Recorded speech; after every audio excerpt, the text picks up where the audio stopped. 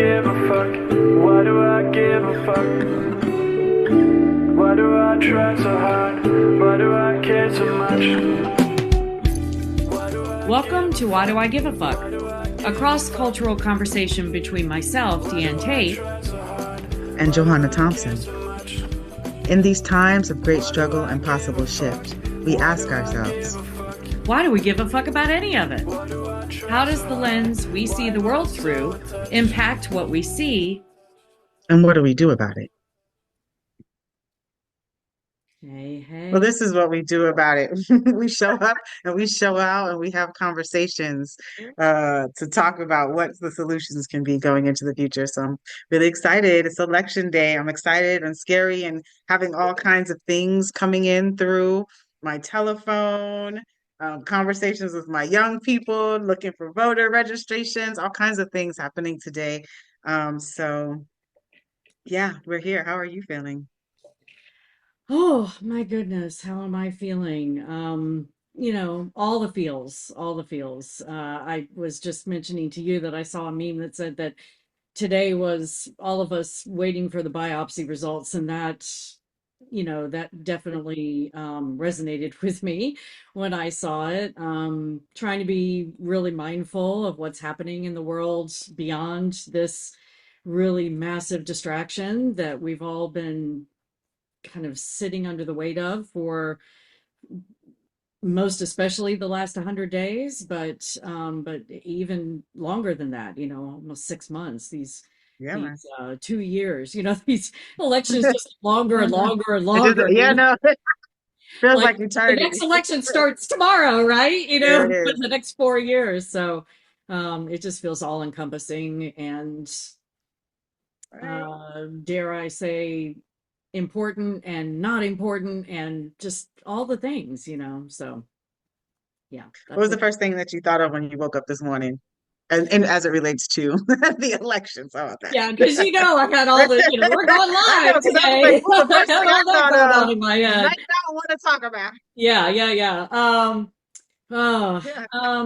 just the really tapping into the to the ether, to the collective energy of not knowing what's going to happen, worried about an uptick in violence, worried about Mm, folks that I love, that I know that are walking around in, identified as Black folks who are going to vote today, and concern for that, concern about people being in voting places today. I mean, I voted early because I didn't want to be in the polling places on the day of. And so just, the unknown is always scary, right? No matter how toxic the familiar is, the unfamiliar or the unknown is always scary. And so, yeah, that was what was on my mind when I woke up this morning. How about you? yeah, no. So when I woke up this morning, I was like, okay, it's election day. What are the outcomes of this day going to be like? And just kind of going into the reflection of the ways that I felt during all of our critical elections, which all of them have seemed critical to me. I also went on because my young person is in college and registered to vote and had not received the ballot to her university mailbox as of yesterday. So I went on to see if she was registered, like if it was documented, because when a long time ago, when my older young person was registered to vote, there was a whole lot of scheming and trickery that was going on that we actually had to resolve. So what I saw on the When We All Vote voter registration, voter registration registry is that she's not registered to vote. So we need to look at the state. And so if people are, I'm saying this in more detail because if people are coming up with these issues, then it's really important to like check in with your voter registration status right now to see if there's something that you can do to rectify and still show up at the polls if that's what you decide to do. And that's what I'm hoping that you decide to do. Other than that, I was just like, my plan was to get on a plane this morning Yeah. out to Jamaica. That's not happening. Some of the flights are canceled, weather is happening, and all of that kind of stuff. So I'm here on Yeah, US I did territory. see that there's another storm Yeah, coming man. through, and I saw the spaghetti, models, and it looks like I don't know what kind of strength it's going to have, but it looks like it's going to head right towards Western North Carolina, Tennessee again. So that was Uh-oh. for me when I saw that this morning because I have loved ones that live there and know about what they've all been going through trying to recover. So yeah, Hmm. just so Yep. much. So it's all stuff to like have to be thinking about. But the thing that we're thinking about today is is our election. So whether it's happening, that storm um is the excuse me, the storm of elections is a little bit more critical to Yes. me in this moment. Yes. Um and so yeah, I just got back off of a plane. I've been moving around on crutches because I'm really dedicated and committed, y'all, out here in these Yay. streets. Um at the Women's March in DC. Mhm. So being a part of that mobilization of folks, and it was a really interesting demographic of people. And I wanted to like bring this up to you. We didn't speak about it earlier, but it really just came to top of mind. The folks that I observed being at the Women's March in the crowd, because I happened to be with some of the speakers, but in the crowd, there were demographic of the folks were you. It was mostly Really? yous, a whole lot of Lots of yous, bees. a whole lot of yous. Whole lot of And when bees. I That's a say a whole scary lot of thought. yous, because we also have a podcast, a whole lot of yous. It's like, um, matured white women. They're young people. We're tagged along. I saw some brothers that were here. I'm here for my sister. I saw some more matured looking. But it was a large mass. I saw, pink nipple hats. I, it was not the same energy and mass mobilization of humans as it was with the initial, Women's March mobilization that I did attend in DC during that time. So I was surprised about that. Uh, there was very there was a moment of opposition from a group of people, but that didn't very last very long. It didn't have really very much impact. Um, and yeah, it was a different energy. So I'm curious as to what your thoughts are about that. And especially because it was a demographic of people that like I looked at and was just like, oh, these are a whole bunch of, you know, grown white women probably who have power. And I'm making an assumption, but you can tell by like the You- jeans and the shirts and the sneakers, because I'm also about, protest fashion. and and We people had were coming, they we were had out. outfits. We had They were outfits out for with their this. protest Yes. fashion. Yes. Yes. And from that, you can kind of generate like where people are and the economic status, kind of like the conversations or the energy as I was kind of on my crutches through the crowd, and Mhm. then also noting how the speakers were preparing to address the demographic of the crowd that was there. And so I'm Okay. just curious about your thoughts on that. If you watched any of the Women's March and some of any of the key elements that you thought were brought up as it relates to this election.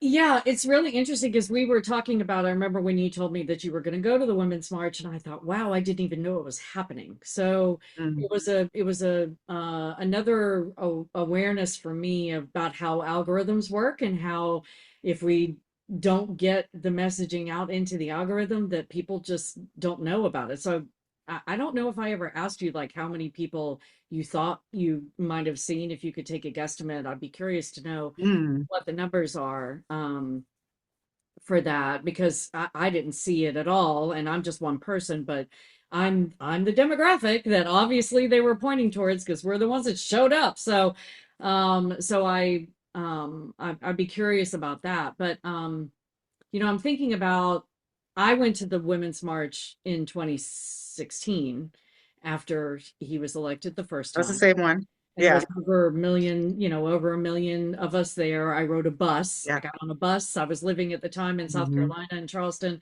I got on a bus at 4 in the morning and drove, all night and or all morning to get to DC, and then, lost all of the people that I rode on the bus with at the train station before I'd even gotten to the train. And it was just Mm. craziness. There were so many people. Because there's mass, yeah. Right. And then I think about the statistics of how many white women, since we're talking about so many me's showed up. The statistics of white women, 54% of, or no, sorry, 51% of white women voted for him the first time. And then when he ran in 2020, 52% of white women voted for him the second time. So it went up. So and there were millions of us that showed up and went to DC for that march, and yet we turned around and voted for him again. Not we, because I didn't, but I'm just saying, the people, the me's. And so Mhm. how does that dynamic of we'll show up in mass, and yet when we get behind our little booths in the polling place and we can pull a lever and nobody can see who we're voting for, we're still choosing to vote for this foolishness and this harm and this violence. And so that's what comes up for me. It's like, I wish I could take a poll of all the me's that showed up that you saw at that march on Saturday and go, but are you really going to take it to the polling place and do what you need to do? Or are you going to vote in alignment with your husbands or with your conservative family members or with your privilege and your benefits and all of that? Because I'm not buying it, and I'm sorry that I'm feeling jaded about that. But when people show you who they are, as Dr. Yeah, Maya gotta always believe says, them. Yeah, yep, there's a joke that I wonder if when white women are in the homes, and I'm just going to specifically speak into white womanness, sure, if it's like if you want to maintain your lifestyle, you better make the right decision on your votes. And when we talk about that, we're talking about like what is the lifestyle that we, are referring to, and how many Americans at this point, excuse me, people on US territory, because America is North and South on my continent, but in US territory, how many people are really able to um, maintain or enjoy the level of privilege, right? Because all of us we're seeing this entire uh, growing economic wealth security gap that is increasing for all demographics of people. And that is, I think, one of the critical issues that we're going into the polls thinking about is how do we get back to a place where there are the way that we are receiving and experiencing our resources is a little bit more equitable and helpful for us to be able to sustain our lives. Um, yeah. so yeah, I typically am a person who goes on election day. But because I've been, going back and forth Move. out of the country, Yep. um, I did it early just so that I could make sure that it got done. And so it's unusual for me not to be feeling what the energy of the polling places are. And I live in a community also that is also it's very easy and seamless process because Mhm. it's a very small little village within the larger context of South Florida. Right. Um, so yeah, going to vote and going to the polling places and all of that is easy. But I am curious in other communities where there's a larger mass and people don't have so much easy accessibility to the polls, what that's looking like. That was one of the thoughts that I woke up with is like hoping that there would be a limit of harm and violence, some of the things that I've heard people expecting to possibly happen today. I hope And so so. I that hope was on so. my mind too. And I have the TV in the background to see if there's any breaking news that happens and occurs as we're having these conversations. Did you see the video of the polling place in Orangeburg, South Carolina, where the white man comes in with it was a MAGA hat. It wasn't, I don't think it said Trump on it. I'm forgetting. I blocked it out, I guess, what the actual Hmm. hat said, but it was clearly a slogan. Oh, it was a Let's Go Brandon hat. So it was Let's Go Brandon is the code for fuck you Biden. Oh, Yeah.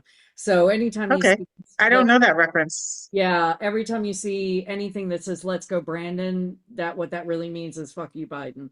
And so that's what he was wearing on the hat. And the most of the poll workers, Orangeburg, demographically speaking, is a predominantly black neighborhood community, and so Hmm. all of the poll workers that were in the space were black women. And he came Hmm. in and they told him, "I'm sorry, sir, you have to take your hat off and go put it back in your car," because while it didn't say Trump, it said it referenced. It And referenced something. yeah, and he became violent and abusive and had a physical altercation with one of the women in the polling places, and the Orange Hmm. police charged her with assault, and he got no impact. So so that happened on an early voting day, but that was, one of the incidences that I saw in the background. And I'm excited because I want to let you know, since I don't think you can see who's in the waiting room, that we have our friend Shannon has come into the waiting room. We've got some guests that Hey, are joining us today. So would you like me to go ahead and let her in? And absolutely, see what is 100%. up for Miss Shannon today. I'm excited to meet her. Welcome, welcome. Let's see. Shannon coming on. Yep. This is the first time that YDIGAF is inviting people on to have conversations about what's going on. Yeah. Shannon is out in the ATL. What's up, Shannon, Shannon? We were out there at the Women's March together. I was just talking about how there was a whole lot of Deannes at the Women's March, more Lots of than you. anything. And you were Hey, there you're with the on mute, particular just to let message. you know. Yeah. Yeah. Just wanted to let you know the world we live How's in that? now. You're on mute. How are we, everybody? I think Shannon. you got me now. Yep, Yes, gotcha. Awesome. got you. We're glad to see your shining face and the beautiful background. We've got a little bit of rain here in South Florida, and Deanne is up in Connecticut Connecticut. Yep. Not in the north. today.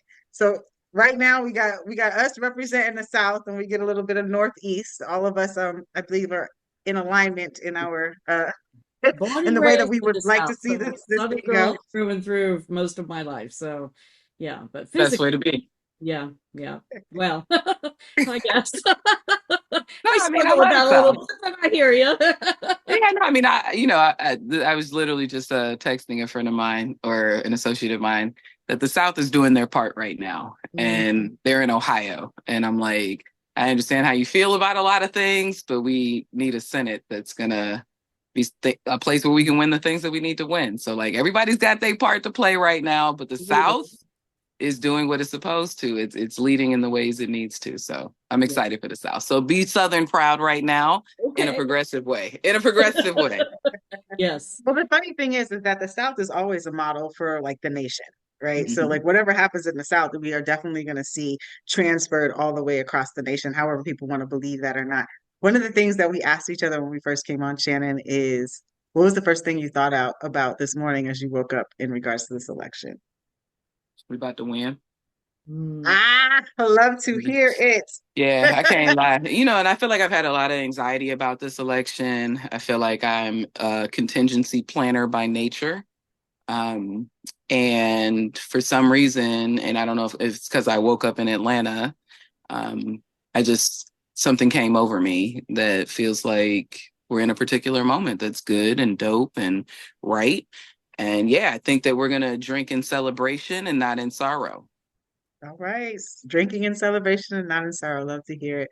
How do you want to be introduced? Because there was a question of, is there a bio to introduce people? And one of the things that I wanted to highlight is just that we're all out here doing our part and being who we are, but showing up at the poll. So, like, what we've done in our lives and all of that kind of stuff is not what matters. It's what our lives are going to look like going into the future, especially after this election. But do you want to let folks know kind of the work that you've been working on? You have a little bit of it on your shirt. I do. So yeah, I was born in Ohio, did over 20 years stint in the South between the states of Alabama, Mississippi, Florida, and Georgia. So all of my organizing experience, everything I've done related to social justice, I cut my teeth in the South. I went to my first state house in the South. I did my first legislative advocacy in the South. So I consider myself very much a Southern activist, even though I was born up north. Um, and the South is my ancestral land. So all the work that I do in the South feels very rooted in like a family return and a like, let's correct some errors. I also just will say I love the South and organizing because the way of the South is the way of the world. The South has given us our most treacherous policies and positions, our most human rights denial positions, but it also is where the greatest resistance to those things has ever been waged. And every time the South wins, we're winning against the bigger, massive forces. I remember in 16, we were working the campaign here, and folks hadn't really caught up to like what was potential, allowing the first DGT presidency. And I felt like folks were very caught off guard. And I just wanted folks to kind of know, welcome to the South, when he came in 2016. And I think we saw that. I think we saw that with like millions of people dying in the pandemic, that was the thing I was like screaming at us in 2016, is that if you let this man in, millions of people would die. I had no foresight of a pandemic. I just knew that his value system was not going to be one that supported human rights and life. And then we get a global pandemic that demonstrated that at a massive scale. And I think that even right now, I have the same, if you allow him back in, we will be talking about the death of millions of people in all kind of different myriad of ways that we can't predict forward, but it is his lack of true love and care for the South. Now, mind you, these are all the opinions of just Shannon Rees, even though I have on a C3 sweater. Let me be clear. My apparel is not my platform. It is what's keeping me warm. Yeah. Mhm. Yeah, and amongst the crispness in the air. But yeah, I mean, I just feel like we've got to, yeah, that's me. I care about the South. I follow the South. I bleed the South in a particular way, because I think we've got to pay attention to the resistance that comes out the South, because got us in slavery, it got us out. Right. It got us in the 3 strike laws. It's getting us out. It got us into abortion bans. It's getting us out. It is the leadership of the South that will continue to guide this nation into either its better self or its worse self. So anybody that's not Southern loving that might be hearing this message, know the South is doing its part right now. That I got more energy running around these Atlanta streets than I did any of those Ohio streets. That it's really important for folks to just take the energy level up the rest of the day. Like, folks got hours until the polls close. You know somebody that ain't voted, and be on them. Be on them right now. I've been on so many people like, I'm not even talking to you. You can't see me or have a conversation if you I don't have told my something to say brother about I'd this write him out my electionist. will if he don't go vote. Ooh, that's real. Mhm, mhm. On top of that, Shannon, too, is the concept, and Jay and I have talked about this in previous episodes, the concept of staying engaged afterwards. You know, that today is it's a snapshot, right? And there's so much more work to be done afterwards. And I wonder if you could speak into that. I'm aware that our electorate on the greater scale in this country tends to, you know, the apathy tends to kind of come back in after the election is over. It's like everybody breathes a sigh of relief and we all go back to our corners. And so we've been talking about that a little bit. I'd love to hear your thoughts on that concept. Yeah, I mean, civic engagement is 365. You know, there's definitely the civic engagement of twice a year voting, because I want people to remember that primaries matter, and municipal elections matter. That while this is a presidential election and we get all geeked and excited, that twice a year we request your civic participation, and I really will say your civic duty to be exercised. And, you know, for the folks that like voting ain't it, that's the other 360. What can I add? 2, 3, right? That like the way we really create change is that your elected official knows your name, right? Yeah. And they only know your name because you put your face in their face. Right. You are just a voter on a roll until you walk up on them, introduce yourself, and tell them the things that actually matter to you. Now, doing that on an individual level is beautiful and delicious, but doing that in a collective organizing position with other people who share a like interest or a like need for change is really where you get to flex power within your civic self. So yeah, we're just finding out today whose seat we going to. Right. For us, it's like, I don't care who's in that seat. And this is part of like, I cut my teeth in the South. I've never had the privilege of winning anything under a Democrat in the South. Yep. Right. Not any day of my organizing career. Every fight I've been in has been, how do I get a Republican, a redneck for some, to actually come along with what our values and our needs are. So whoever sits in the seat, your message and your need has to be articulated loud and proud. If you can only do it individually, where you call them up, you ask your reps for dinner, and I mean your state, your county, your federal reps, like up and down the ballot, make it a point to like make sure that they have at least shook your hand once and heard what you needed them to represent. But if you're on like, I need, you know, retirement benefits for my elders, get up in a group of people that are organizing for that so that you can flex that in a collective way. If you are like, I need a national protection to abortion rights, get up in an organization that is in that fight so that your voice is not singular, but it is the full fistal punch of that message, right? There's like the one and the fist and like all of that. Do both.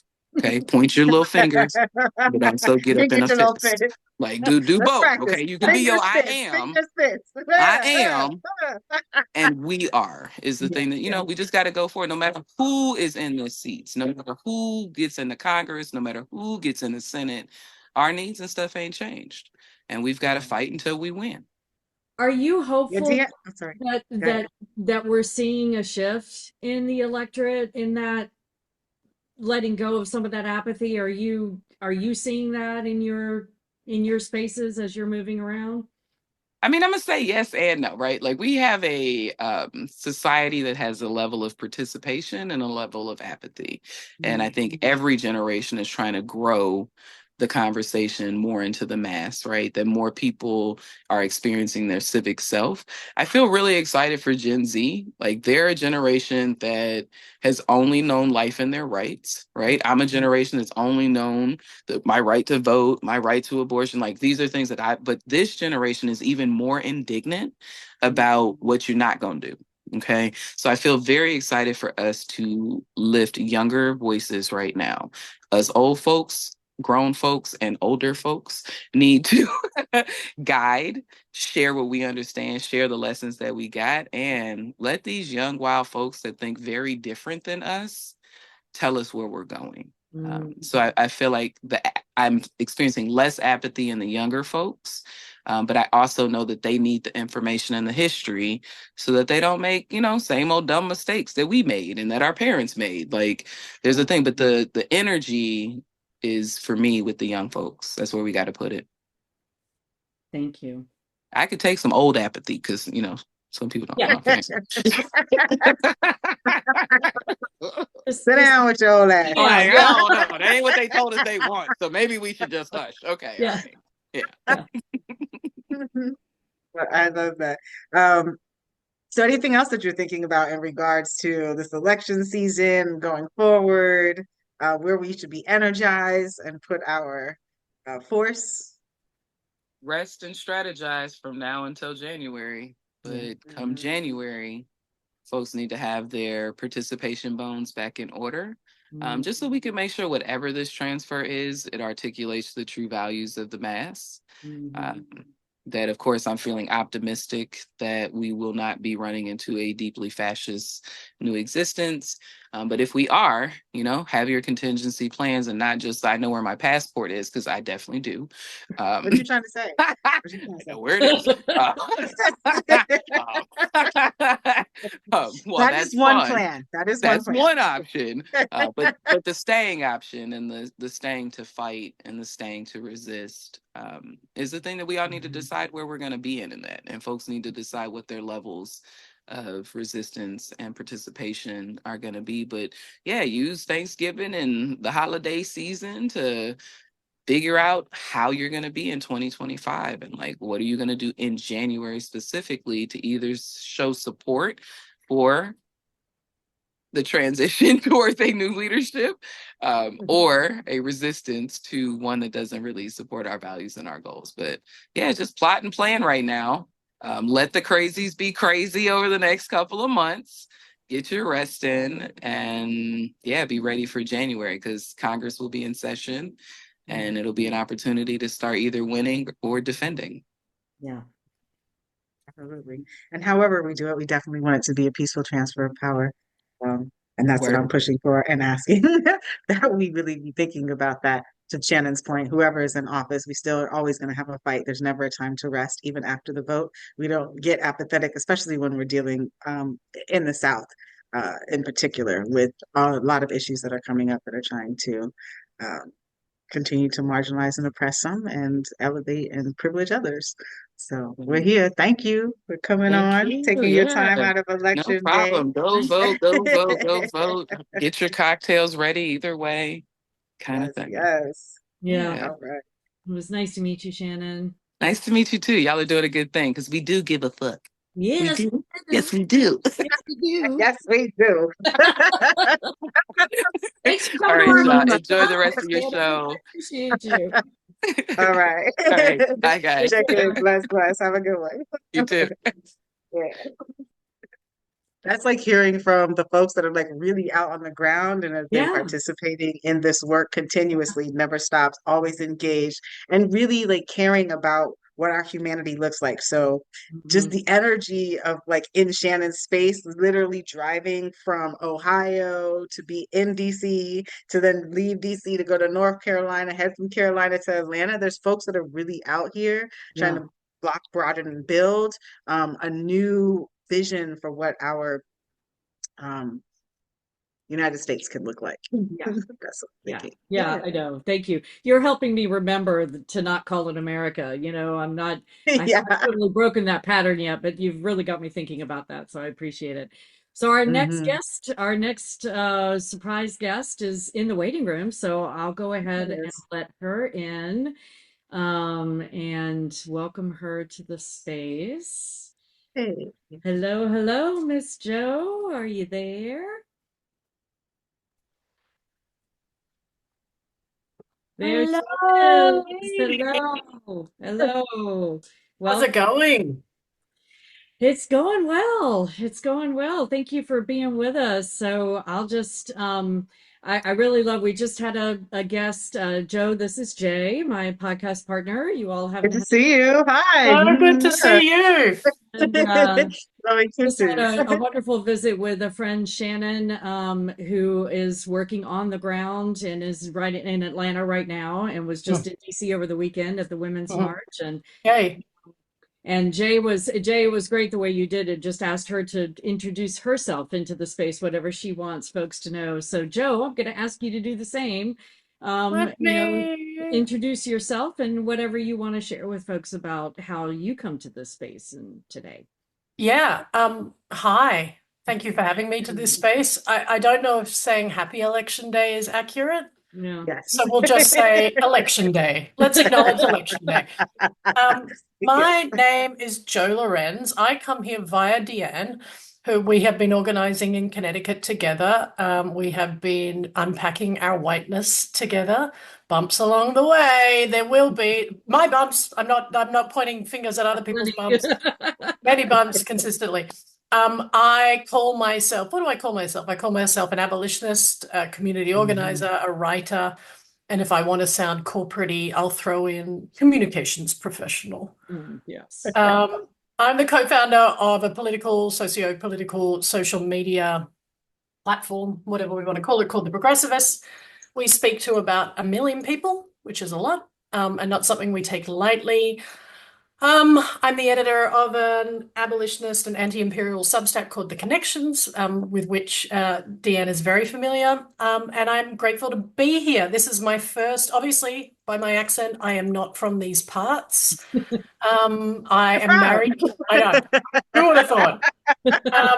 So I'm from Sydney, Australia. I come to America via Hong Kong. So I moved to Hong Kong when I was 28, just a baby. And I Not met so long ago. Oh, yeah, like No, totally 2 just the seconds other ago. day. Exactly. And I met my now husband, whose name is Willie. He was also 28 and had just moved there, and he is an American. So that's how I come into this world of America. We then stayed in Hong Kong for a long time, moved back to Australia, and then realized so much of what we are talking about politically and everything really was here. So it felt disingenuous for us not to be here. So we came with kind of lights and stars in our eyes to make a difference and save the world and help. And, got pretty much the shit beaten out of us, earmuffs, children, by the reality of America very quickly. And so then turned more to organizing. So we still obviously operate our progressivist space. It has been a space we have been very thoughtful with. In this time, our account started as an anti-Trump account. So we were very gung-ho with, it was called, again, earmuffs, everyone, it was called We Fucking Hate Donald Trump. So it really said what it did on the box. You knew what you were getting pretty much at the gate. Yeah. So while that statement is still categorically true, we have also shifted to a broader space, talking about more than just how abhorrent this man is. And I think what is so difficult at this time is what I'm finding is where things were really so cut and dry, at least from my point of view, as to good and bad, right and wrong, a binary situation.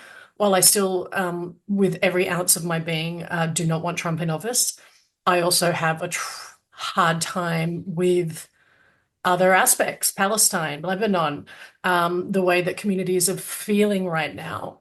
So we've kind of really focused on trying not to contribute to existing fear by promoting our fear and our division and our polarization, and how to do that in a way that we are still promoting issues without promoting parties. So that was a really long intro. How did I go?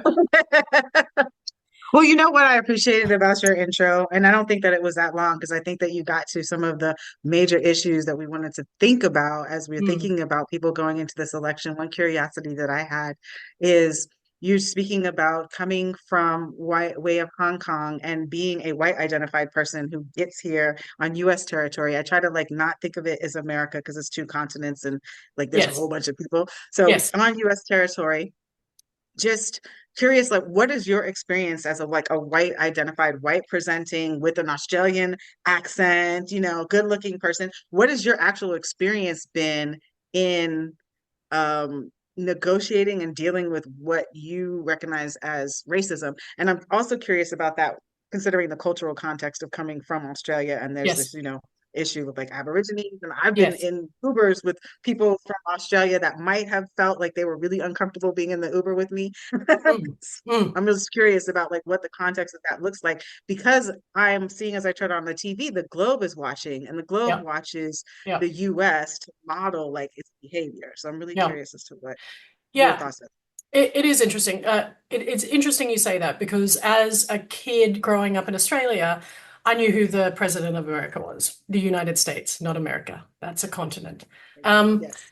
Everyone knew that. It was Ronald Reagan for much of my youth, and much of my youth was spent with my parents going, again, earmuffs, sorry, this is who I am. But The title of look at our this fucking idiot. Look at this idiot. Who is this bloody idiot? It was a lot of that. So, I don't think any American child in any United States child would have known who our prime minister was. And that is something to say that this election does hold ground to the rest of the world in many ways. And I think also one way that it holds ground, and one way that I like to look at it, because we all have levels of exceptionalism. Australians have an abundance of exceptionalism in a different way. And you were just touching on that, Jay. Like the way that we go, oh, it's not our problem, that's someone else's problem. I'm putting on my best Aussie accent for you here, by the way. So we kind of say, oh, we're not like the Yanks. That's what we call Americans. We're not like the Yanks. We're not like the Poms. We're all right. Everyone's right here. Yeah, we got problems, but we're all right. It's pushed to the side because we point fingers. Everyone's worse, which is bullshit. Okay. What would that conversation be with an Aboriginal in Australia who's incarcerated at higher rates? Yeah. They're not going to say, oh, yeah, America's worse. You're right. Thank God I'm here. I mean, it's colonization no matter where you are. It's imperialism no matter where you are. It's very easy to point fingers at the States because United States citizens and the culture of America tends to be very loud and proud. So subtlety is not a word that exists within the vernacular of many Americans. So therefore, everything is done on steroids, good or bad. And we see that with this election right now. Never growing up, and even to this day with my friends, I don't know who they vote for in Australia. I think I could guess because of their belief around socio-political issues, whether they're racist and whether they are sexist and whether they think about these issues, whether they're on a journey of anti-whiteness, whether they even know what anti-whiteness means. All of these things, whether they give a shit about Aboriginals, whether they would ever know a book written by an Aboriginal feminist. I could hazard a guess as to who they vote for. I don't know, because it doesn't come up like it comes up here. It doesn't come up anywhere else in the world that I've lived or spent a lot of time in, because it's a team sport here. Like we wear our favorite t-shirt. We have things out the front of our house. You almost know who someone's voting for within 2 minutes of speaking to them because they'll tell you. And that's just a very odd thing for me. It's something I'm used to now, but I still find it odd. And when I go back to Australia, I write, oh, that's right. That's not here. Now, that's not to say that we don't still have all the issues we do. And they're just as bad. They are just as bad. It's just that we get to talking about them in a different way. I haven't answered the question. Ask me the question again. And I forgot because we're going down some wonderful rabbit holes. But no, I think I'm coming back to what is your experience as a person from Australia via Hong Kong in the US? And you did actually answer that question, the difference between a team sport and being loud and proud, and then that not being a cultural context that you get into in your home country. But like, are you able to vote? What has the process been? What are you having conversations about on the progressivist as it relates to this election? And one point that I did just think of that you asked before, Jay, and it's about my experience as a white person too. It's funny, being a white Australian, everyone tends to like Australians. We're kind of like the little brother or sister or whatever of the world, right? Because of Crocodile Dundee. Yes, totally. Not take it too seriously, but seriously enough to get a plate at the adults table type of vibe. So it's very interesting to me that I am accepted more quickly than people of brown or black skin in this country who aren't from America, or people that are first immigration, second born immigrants who are immediately othered. But by the fact that I have white skin and this accent, people are immediately, she gets it. I'm part of the club instantly.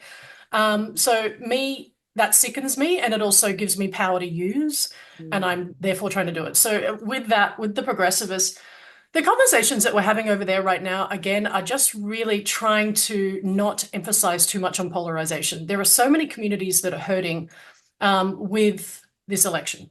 Every candidate represents dichotomy for numerous communities, and it is our belief that while we don't want Trump in office, of course, hear me say it again, everyone. Yeah. Never want that man anywhere near, right?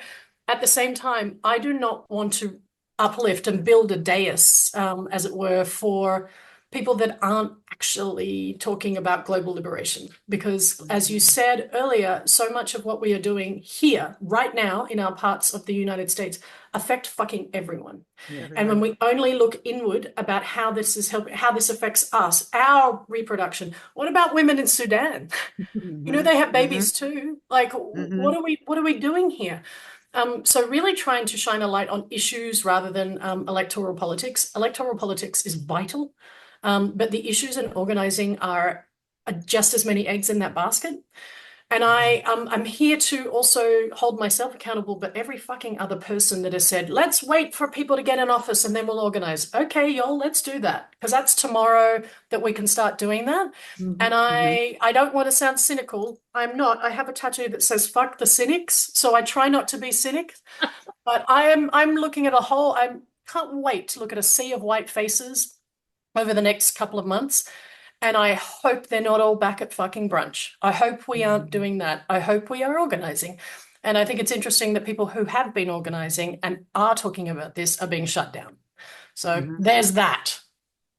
And that's major. I think that's important. I want to not take up so much space and be an opportunity to have some curiosity in this conversation. I know you guys know each other, so it's like, oh yeah, I've just been enjoying listening. Well, I want to bring in, because Joe, you have two young boys, Yes. young men who are white and who are growing up in this country, and I know you personally can't vote as an Yes. Australian citizen, but you're raising these two boys, and I'm just curious for you to speak in a little bit to, like, is that on your radar? I think I probably know the answer to that. And what are your dialogues with them? And speaking all of that.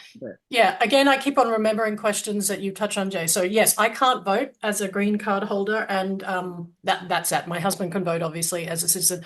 So yeah, I am raising two dual citizens. They can vote in two countries. They are white. They are male. And they, therefore, in this structure that we are living under right now, have a fuckload of power. Mhm. And there is, it's an interesting thing to have a conversation. They're 9 and 11. So having a conversation, and very, very different boys, may I add. One is naturally much more in tune with his empathy. So these issues, when I talk about it, it just makes sense to him. The other one, I'm making him sound like a horror. He's not. He's a beautiful human being, but he finds power an interesting concept. And so talking about the idea of power, how he possesses it and how to use it for the greater good has been an interesting journey. I'm very happy to say I am not white savoring them, but I feel like they're getting, definitely the younger one, I feel like the elder one is really there. He understands how you can still have these dynamics and still have a conversation of power, or possess power and be okay with that, but to use it in such a way that, hey, we've all got it now. Like it's not something, it's not an exclusive, the old thing of it's not a pie, you know. Watching them grow up as two young men who are not perfect in a very imperfect world, and in having all sorts of toxic structures around them, the schooling system, their friends, whiteness in general, football, all this disgusting shit being thrown at them. But when I hear them having conversations with other kids and they call it out, and I'm like, yeah, I didn't ask them to do that, and they just did that over there. They don't even know that I can hear them. I think it's, and then I talk about it to them later. I don't obviously went up and high five them. Yay, that kid is a racist. You're right. That we talk about it afterwards. And I think it's very important to, I don't want to use the word intersectional so much because I feel like intersectionality really can't be experienced by white people completely because it's theoretical for us to a certain extent. But they are definitely, they have an understanding of all things. And I think this is what I want to say to other white parents who have a hard time with this is it doesn't hurt them. It makes them better human beings. It makes them more understanding of other human beings. Having these hard conversations with them ain't hard. What is hard is black kids getting targeted by cops. That's fucking hard. Me explaining that situation to my children isn't hard. That gives them a new level of awareness. It gives them a new level of how they would help a kid in that situation. It gives them all the things. So the other day, Jude and I were, and this is, I'm not saying I've done anything great here, but this is just an example of it, right? We were driving home. So my younger child, Jude, has recently been diagnosed with anxiety. It sucks, but he's all right, right? He's kind of manifesting all the kids of the world, I think, right now. But anyway, I had to pick him up early from school, and we were driving home on this road, long, gorgeous road in our house, near our house. And there was a young black man walking down the street. I gave him the wave, you know, when you drive past someone on the street. As we came back, there were 2 cop cars around him, okay, in a liberal area. Please note these, everyone. It's for those And 4 cops standing around this kid. I'd say he was like 22, right? And Jude, well, it's like Jude said to me in the back, "What is happening?" And I said, I don't know. We're going to stop. And he said, "Yes, we are." Like that was his automatic reaction. And again, I'm not trying to savior him here, but like he understood that this is unsafe for this man, and it is our responsibility to make sure he's safe.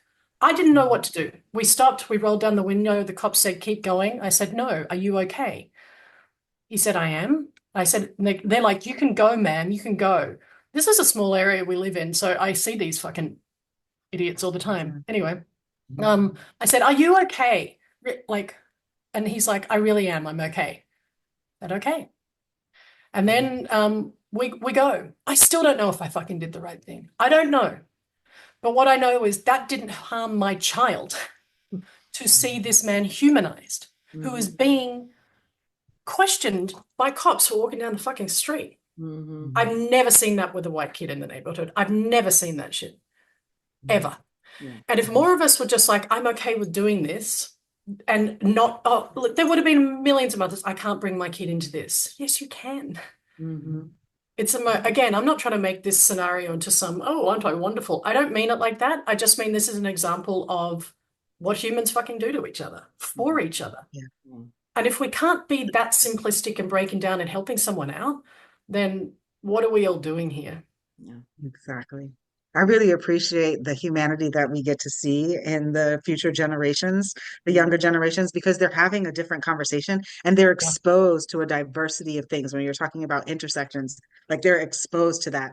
I also want to offer in the perspective that, yes, within imbalanced power structures and hierarchies, there Mm. is violence and harm to the people that are experiencing that. But then also there's the uh, I would say an equal amount of violence and harm to the people that are actually causing it because Yes. they're not getting the entirety of any type of experience at Yeah, a all. human Because experience, like right? a human, because there's so much that is missed. There's so much um wonderful, this deliciousness. This is the Yeah. language that Shannon used before that Yeah. you miss when you isolate yourself into the club that you were referring to earlier. Yeah. And Traumatized the people pain of hurting that, traumatized people. Like this yeah. country is, we are zombies walking around traumatized, banging into each other. And yeah, the oppressor is fucked up as well. I mean, we're Yeah, all literally just hurting each other. We're people hurting each other, and it's because we're not facing what has happened. How can this be a land? And same with Australia. I'm not trying to exclude it. hmm How can anywhere that's a colonized land that enslaved people, genocided people, murdered people, raped people, everything? How can that ever be okay? It can't never be. okay.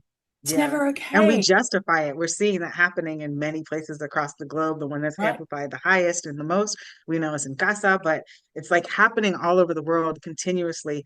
I like to name it violence impacted people because then that really shows like the Yeah, empathy of the experience that we all are engaged in this Yeah. kind of ecosystem of mm, violence that we culturally kind of promote and continue to play into.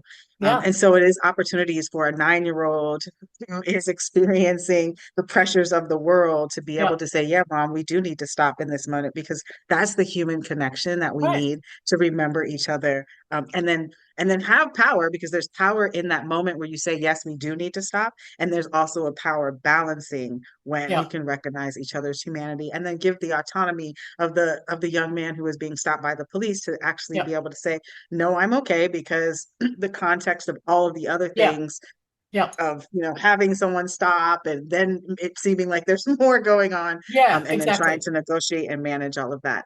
Right. um And to so your thank you for point that. of also like, and maybe that also does give those white cops moment to pause. Why were we called here? Is it, for want of a Mm-hmm. better phrase, a Karen who's worried about something, or is there legitimately, could we have handled this in a different way? Did we really need to send four of us? For officers. Yeah. Mm-hmm. So all of those things, but yeah, I think it's very empathetic and graceful of you and everyone to recognize that. How did you phrase it? The violent, what did you say a second ago? Violence impacted people, VIPs. It's the new way of coining VIPs. VIPs, violent impacted Love people. that. I like that too. Now, That is good. Yeah, how we are all literally just bumping into walls, Mhm. and I think having all these conversations only makes us better. It doesn't make it easier, but it makes us Yeah, better to have these conversations because then we can work on them. Just go into therapy. absolutely. Mhm. Decolonizing and doing anti-whiteness work and really being anti-imperialist is just therapy for a country and its Mhm. people. And I think the sooner we do that, we have these conversations, we start to actually go, oh, we like Deanne, you often say I had an aha moment. It's yes. that, like having the sorry, I had to say it, aha moments together Mhm. and Yeah. unpacking all of that stuff together in order to move forward because nothing would be greater for American citizens, US citizens, than to be free Mhm. collectively All of from the us imperial collectively. beast. Truly, Yeah. like To No, be yeah. free. with and adjacent to Yeah, understanding the truth yeah, of the journey that got us to that. That's the thing that makes me, just feel some sort of way about where we are is that we're doing it with these blinders of falsity over our yep, eyes. We just won't own, we won't have that dialogue. The fear of what if we actually know and own and claim the history yeah, of this country and how it was built is so deeply embedded. I mean, we could talk all day about whether or not Australia is having those conversations, but it's like any colonized land. And that's why yeah, Palestine has been so impactful for me yeah, because we're watching in real time how this country was built, and yeah, so yeah. we're On our doing it magical little else. on these magical rectangles. Yes, We on just Yeah, watch it and go, absolutely. Political oh, project. yeah. Mm-hmm. It Mm-hmm. is.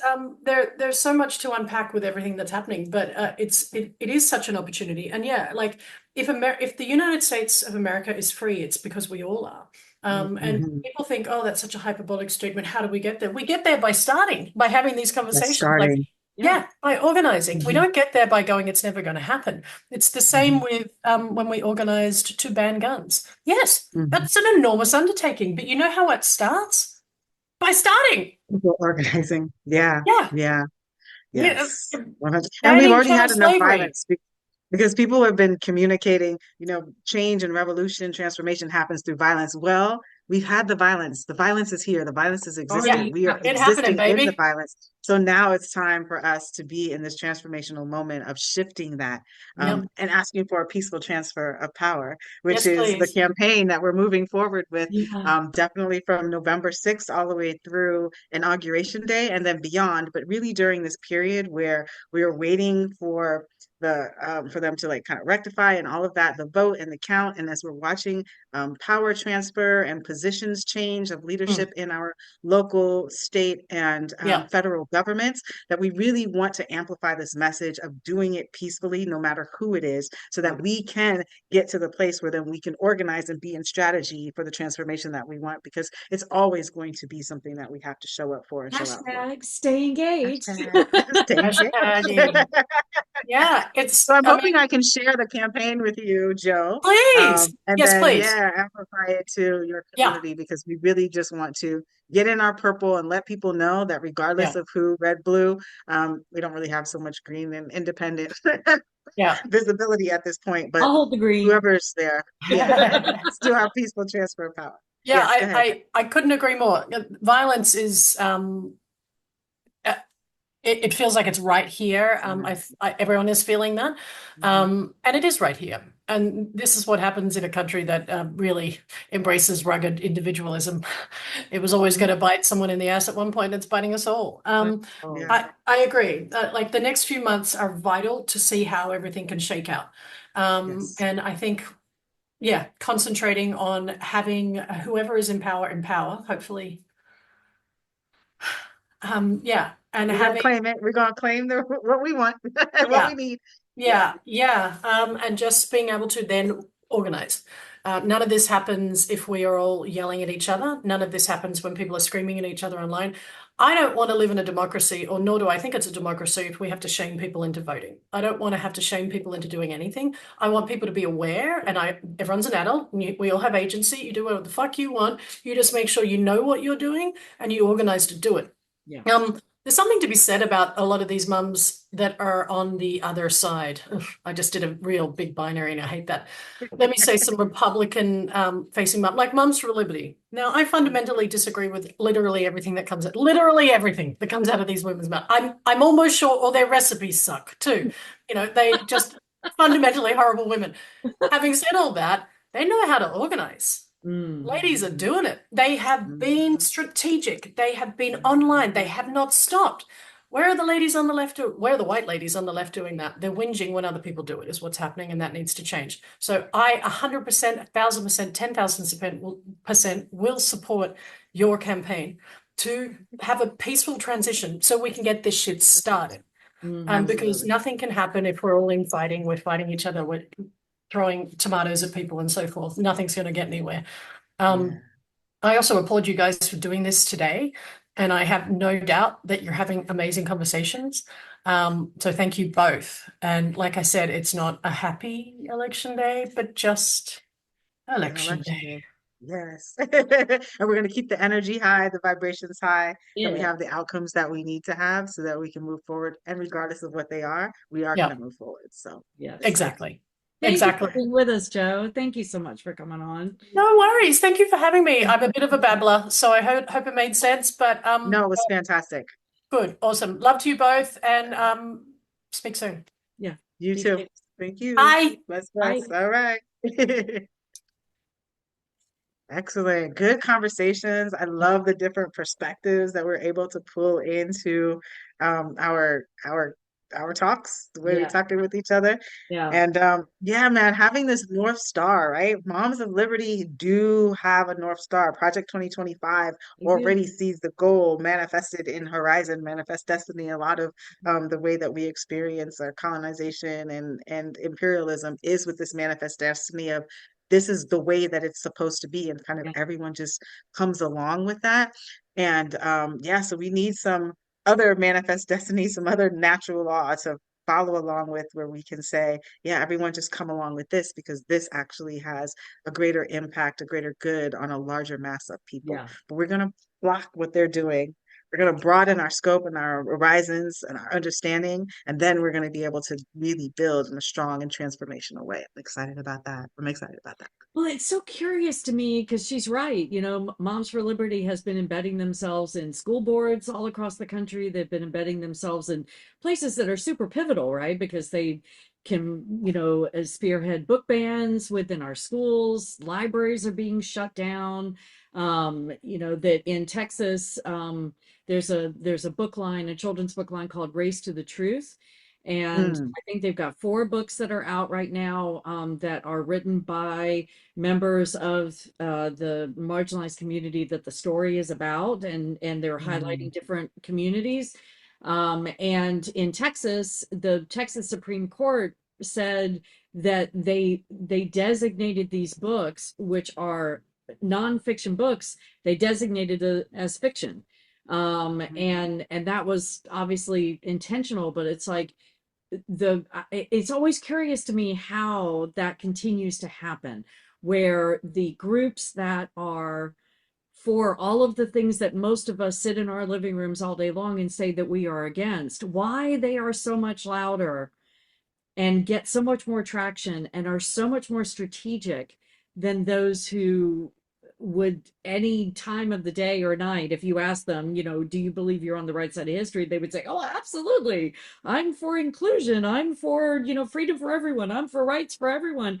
And yet they're so quiet. I don't know how we break that.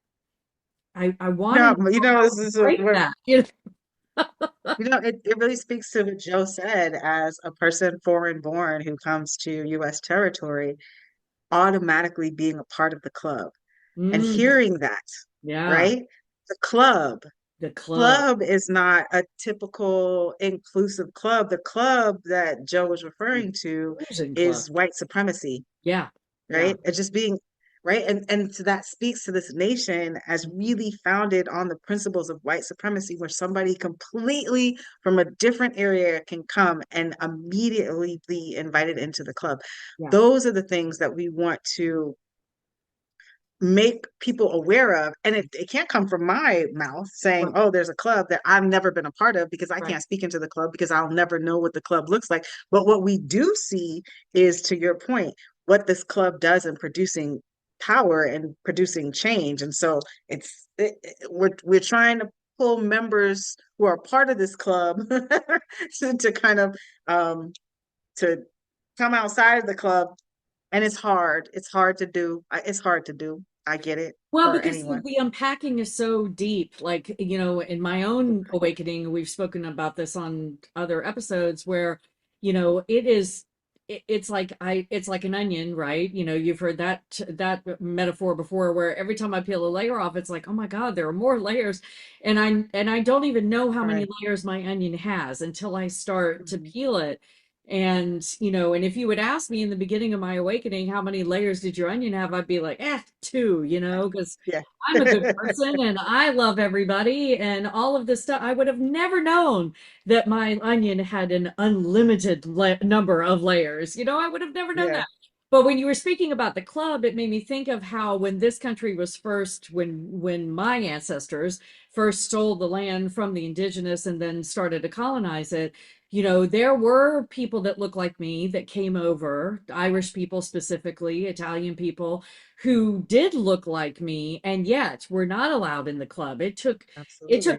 quite some time for them The to be Whiteness able Club to. just started to, the Whiteness Club just evolved as a great antithesis to, I think, right before civil rights, like whiteness, because think about in World War II, Mhm. right? Italian and Irish soldiers were separated from white Mayflower humans, Like there was still like this very strong hierarchy that occurred. So I don't Right. know this concept of like universality of whiteness existed really until we started to get It was into more of a MAGA modern era, the Make experience. America Great, the father knows best, this like, Yeah. oh, we're going to privilege white folks who have fought for this country and not give the same resources to indigenous people who were fighting for this country in World War II, Asian people who were encamped during that time, and also then being able to have opportunities to African Americans, indigenous folks. I said that already, but I'm talking about indigenous African American identified people Yeah. that were here. All of those people were other than, they were othered during that time. And then as we got into this 1950s era of, I don't even know what it was called, but when they were lying to white people about food, they had to teach white women how to cook diseased up chickens, right? I watched the food documentary about them knowing that chicken was not well cooked. And because we were transitioning from this place where there was less um, cooks and service people Oh, working for right. just Right. white folks, white Yes. women had to learn how to cook dinners and meals. So you had all of these commercials and cookbooks and all of this stuff coming out to say, hey, heat your chicken up to 350 to make sure that it cooks fully for more than 20 minutes so that we're not feeding you disease. So, I mean, it's just things that we don't think about in the context of our history that also has fed into racism, and that is what I was talking about. It really does harm also the racist as much as it does the people who are being impacted, and then it stunts our ability to really move forward and evolve into the humanity that we want to. We're going to be challenged with that through technology, and I'm curious to hear what that looks like when we have some of our the fruits of my womb coming onto this podcast, and I hope that they're getting ready. I'm also looking for one of our The other fruits of folks your womb. I love who that. But thank you for that she, awareness about the cooking thing. I'd never thought yeah, about that before. So light bulb, And aha moments. I had a light bulb moment. And I'm thinking about within the context of my own mother, who grew up in a very affluent family, cooks, nannies, governesses, the whole nine yards.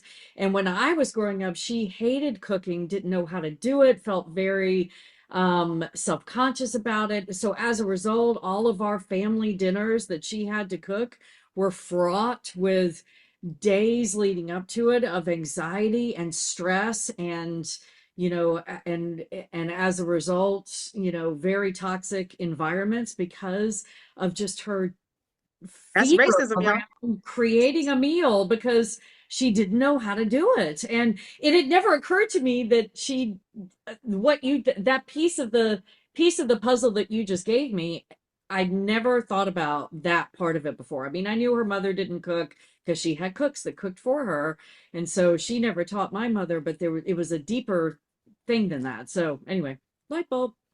Just had that piece of the puzzle brought There in. we So are thank in you. the United States.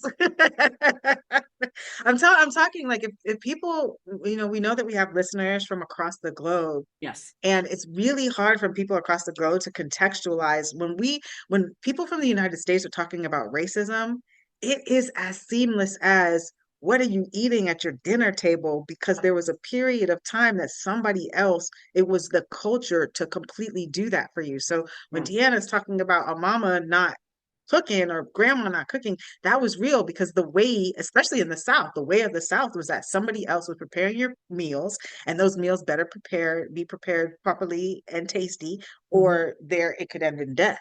We're talking about life. The same thing happens today, but not as far as meals and cooking. But Right. when, and I've said this before, you know what I'm saying? When white folks in the United States are uncomfortable or Mhm. something is not their way, and we see this hyperalized in Donald Trump, there is massive impact to non-white human beings, Yes. including a massive impact. I'm talking about death. Yes. This Yeah. is this violence that we're talking about. So Yeah. when I am talking about violence impacted people in the cycle of violence, this does not exclude anybody from that ecosystem Right. because there is different impacts on however it goes. And it speaks into what it is that we need to be showing up at the polls for today, Yeah. because do we want this hyperalized violence that is so inequitable, or are we able to continue to get true? This is what they say in Jamaica. Did you get true? Did you get true? Are we able to be in an opportunity where we can at least get true to try to create some of the transformation that we need to see going That's into this phrase. next election Get period. Yeah. true. Love that phrase. Mhm. Yeah, get true. You get Get true. true. Is that because I mean, I think I know what that means, but I would love more context. So for me, when I hear that, it makes me think of, are we living in our truth? Are we being Ah, full oh, I about like the that. whole picture? Is that, am I understanding that in the vernacular that they use it? The way that the vernacular is being used is more like, are you getting by? Are you getting through to what you came to accomplish?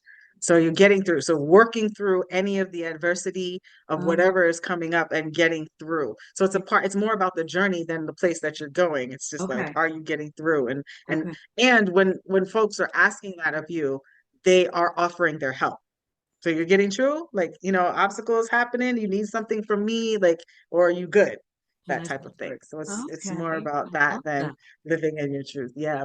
Love that. So it's more of a communal thing than an Yeah. individual thing. It's like, are you getting true? What can we do? What do we have to make happen to make it so that you can get true? Yeah. Yeah, I'm glad you spoke into that because you're right. We do have listeners from all over the world, and we've just celebrated. We've just hit 500 downloads of our audio version of the podcast. So very excited about that. Let's And multiply that times 100, y'all. yeah, Support. yeah. Let's get in. Let's get in. Social, Let's have this YouTube conversation. presence, Yeah. and what you said earlier when we first came on air about how it feels like the entire world is watching, not feels like, I think I can safely say it's happening. The entire world is watching our this land today, specifically, and in the coming months as we get through this transition of power to January, depending on what happens today, and what the results end up being, because it's going to have a large effect. It's going to have a huge impact, even though not centering the United States in terms of we are the most important, but we are, what did Joe say? That we're loud and proud about our existence in the world to the point where, it does impact Obnoxious. everyone, regardless of whether or not they wanted to. Um, Hmm. so yeah, there's so much going on. So for anyone that's listening that is in a space that's not on this Turtle Island land that we find ourselves on,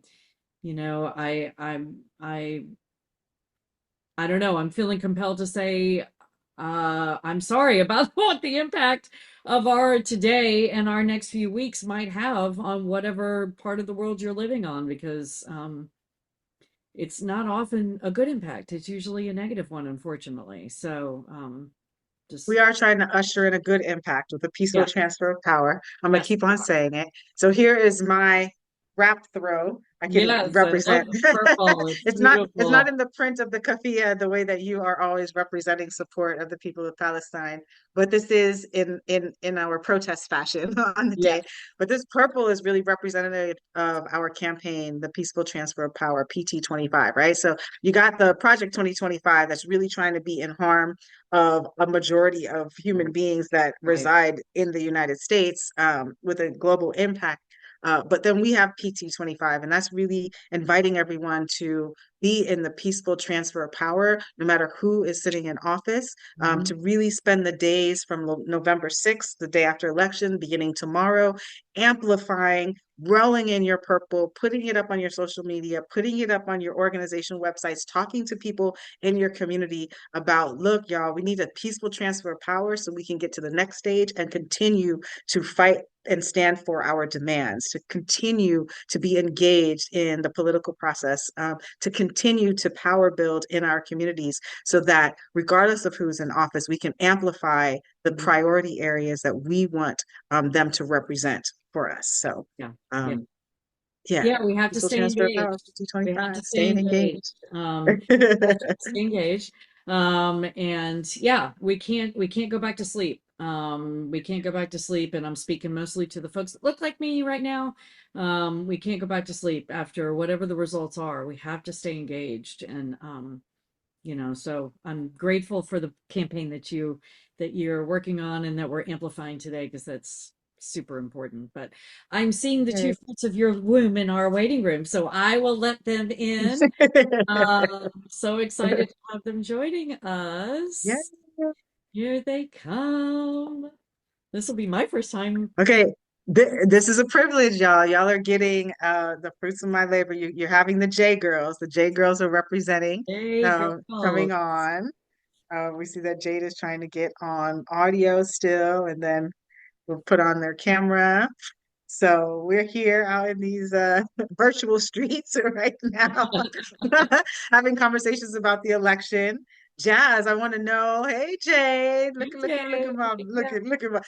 This is happy. So, like I said, you guys are getting the J girls. This is my little coven of happiness. I'm Johanna.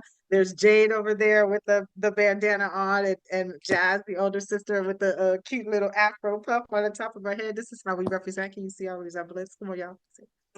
What a beautiful. I feel so lucky to be in space with all three of you at the same time.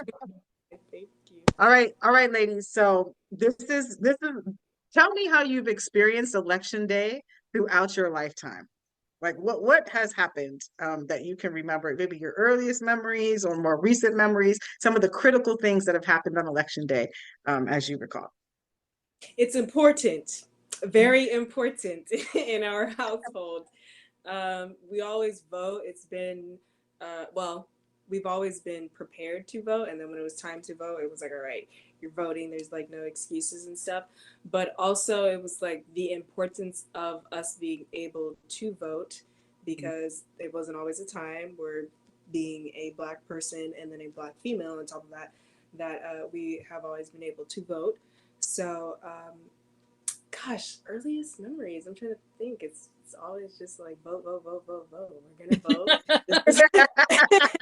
This is well, I guess we always get information about the candidates. We've watched the debates, like it's just like preparation. And then as we go through like each candidate and each policies that are also like being talked about, it's like, okay, like this is not just I'm not just saying or for my mom, I'm not just telling you to vote and this is why you should vote. Like, why do you think that this is important? Because this ultimately affects you, me and my sister, because we're the ones who are gonna have to, be here longer in the decisions than some of you all. But What are you trying to say? What are you trying to say? we're gonna have to feel The future. It's the Right? future. Yeah, exactly. We're gonna live forever, right, Jay? We're gonna live forever. Well, I don't want to. I do not want to do that. You don't want to live Do not forever. put that in these two's mind because they even said they want to freeze me like Jason. Oh goodness. Right next to Disney. Jade, this is the first year that you have the opportunity to vote. And you know what your mama did this morning is I went on to When We All Vote to look at your voter registration and on the national registry. And I say this, y'all, because we're voting out of the South. We're voting out of Florida in particular. And when I went onto the national registry, it did say that Jade wasn't registered to vote on the national registry. So this is the type of trickery that has happened, the little gerrymandering, all of the things that go on. And I remember this specifically when it was Jazz's opportunity to do her first election and vote. We had to go through a lot of things. People entered in the information wrong. We had to go and get it rectified. And so I'm curious, Jade, and you did an absentee ballot and you were going to mail in your ballot, but you have not received your ballot to your university address yet. All right. Mm-mm. Talk to me about the process and what you thought you had expected was happening today and how you feel about it. Basically, I'm just kind of confused. I'm confused about the whole process now because I thought it was just like, an A and B kind of situation. We put in our candidates and then we can go about our business.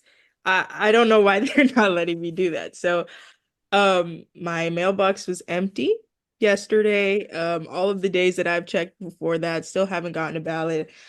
Um, yeah, and after that, there's not really much you can do about that, I'm seeing. I have to go in person or something, but I'm not in person. So I guess I thought I was gonna get my ballot and then be able to mail it. And then, yeah, and then watch the election tonight. But I can't even do that. So maybe I can go to a polling location, but I don't think I can do that either. And then on the website for Miami-Dade, it says that they don't have a mail option. So I'm like, well, y'all There's weren't gonna lots of say confusion. that before, Yeah. or like, so yeah. No, there is a mailing option. Now, when you get to 5 days before the election and registration and stuff hasn't happened in your state in particular, it depends, and it's different for every state. So I'm Yeah, speaking about Connecticut's Florida, got y'all. CJ registration, which I've never experienced before, and I moved up here, so yeah. Yeah. People could go to a polling place today and register and then And vote. register and get it in. Yeah. Yeah. So Jade, I'm inviting you and instructing you in power dynamics right now to find some type of polling place today because they might be able to print out your mail-in ballot with your ID and everything like that. Even though it's from a different, I don't know, but go to one of those libraries or major places, find out and see if you are having the opportunity to cast your vote. But I say that this is like really important for everyone to be thinking about as it relates to us being able to go and vote. And the us is all of us. Right. Because there's all kinds of trickery. I heard some news that some ballots were burned at some place. This is a family of people who have been committed to the vote. My young people have been going to the polls with me since I could vote. When Jazz is talking about, we look at our ballots before, we go through some of the issues, we talk about what the actual direct impact is going to look like. And this is her first opportunity, Jay's first opportunity being able to vote, went through the whole process of signing up, filling in, and still doesn't have a ballot to be able to vote. And this could be the thing that like demotivates people from wanting to participate in the process, or this type of confusion occurring really does have an impact. And it's the Gen Z, it's this demographic of human beings that we really want to be engaged in the process. And we also know that when the process doesn't go the way that they want the process to go, we get the results that we heard from Jay. Like, I'm confused, and what is this about? I thought I was going to be able to go do A, B, and C, Yep. and I'm not being allowed to. So really does speak into like the knowledge that we have about, our election system and making sure that there's not obstacles and barriers to having every single vote count.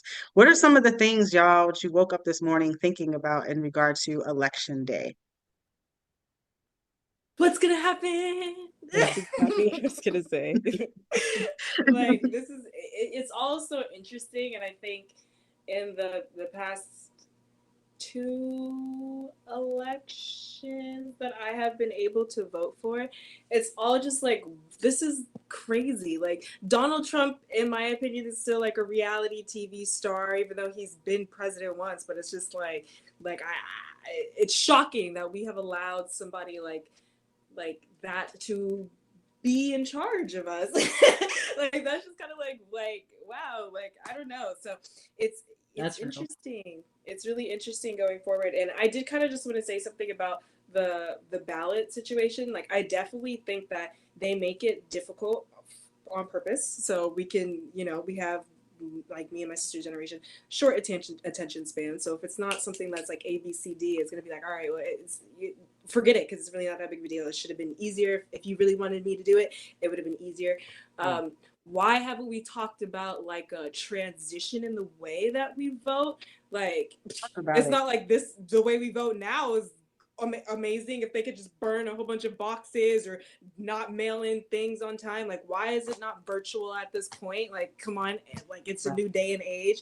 Like, just certain things that is just like you're not slick. And then we like, clearly it's like this because it's like you want to make it be difficult so that people don't vote, so that you can skew like the results and a whole bunch of things. Yeah, I've said that so many times to people. It's like, if your vote wasn't so important, they wouldn't be working so hard to stop you from voting. When I talk to people about it and they're like, oh, I'm not going to vote, my vote doesn't matter, I don't think I'm going to.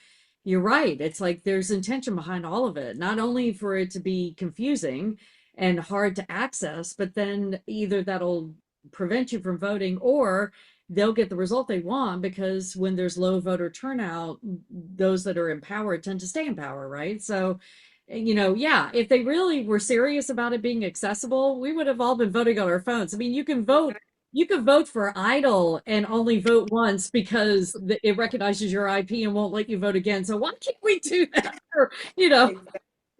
for They're general? doing retinal scans on Yeah, technology. To even get in with ID Me, you have to go through this entire process to right. basically give your firstborn, sorry, Jess, but give your firstborn to be able to like engage the IRS, or when we were going through contact tracing in the height of the COVID pandemic. I'm curious, thinking about technology, and Jade, what is the energy that's going on in your campus? Is there any energy around election with young people that are on university campus?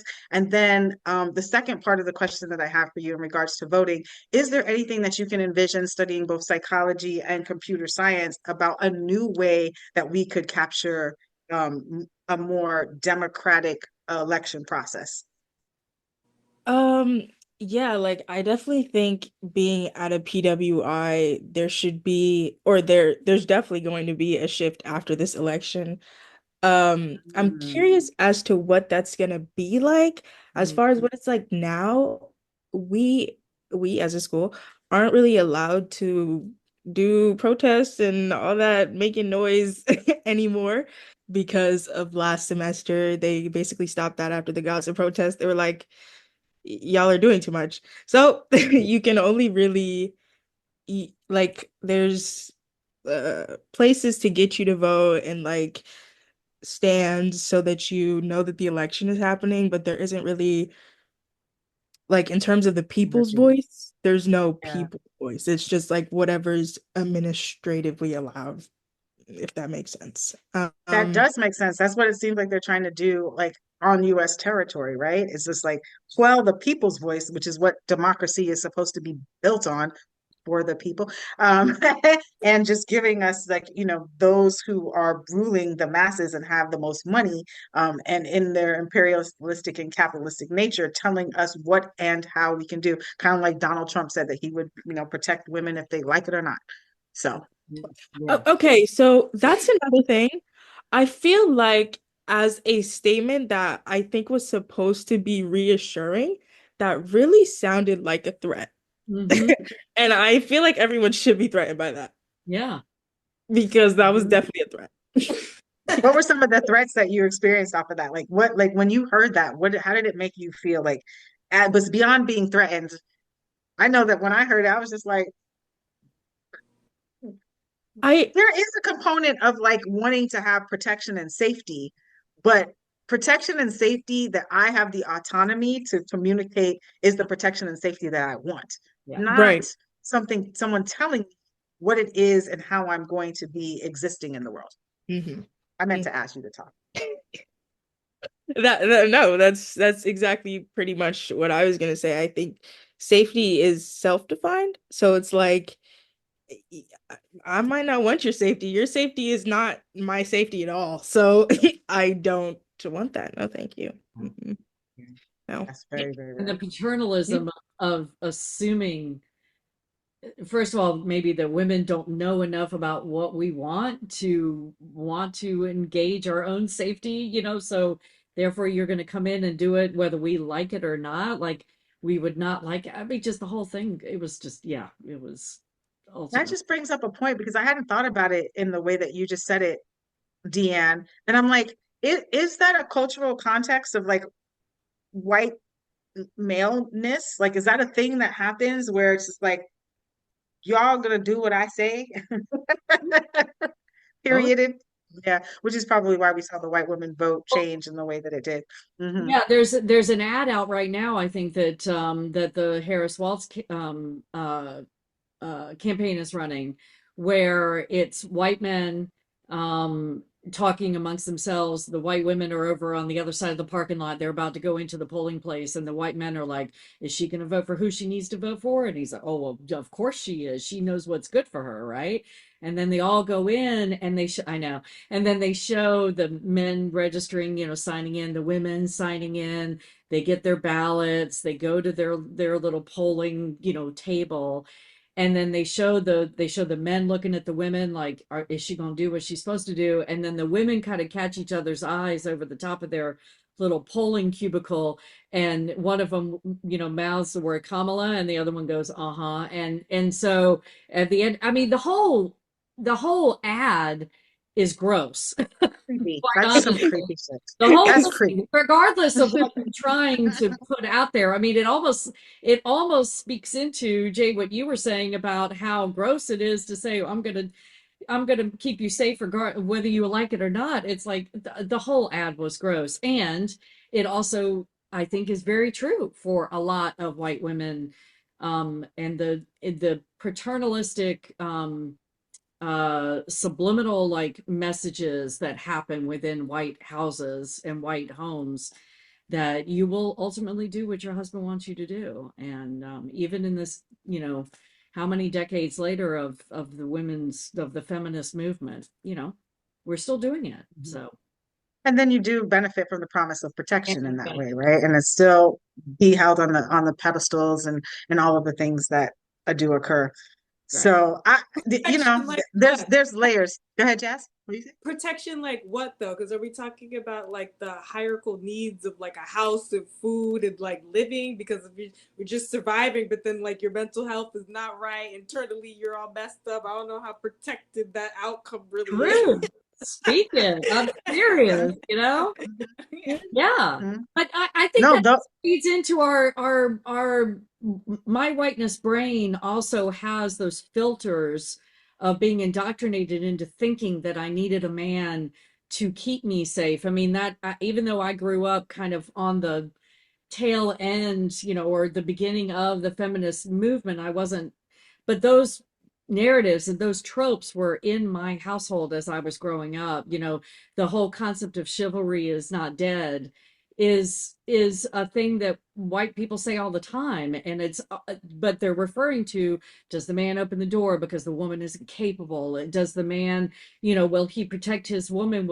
And will she benefit from his protection? I mean, all of it is just disgusting, but it's all tropes that date back to, it just keeps morphing. And we were talking earlier about how white supremacy just keeps changing, and that to me is just another example of that. So Morphing into that 100%. Yeah, and that's interesting because I'm curious about how, Jazz Jade, you would see chivalry not dead, right? And having somebody being in the care and consideration. I'm thinking about when we were in Abu Dhabi. Let me talk about our traveling privilege.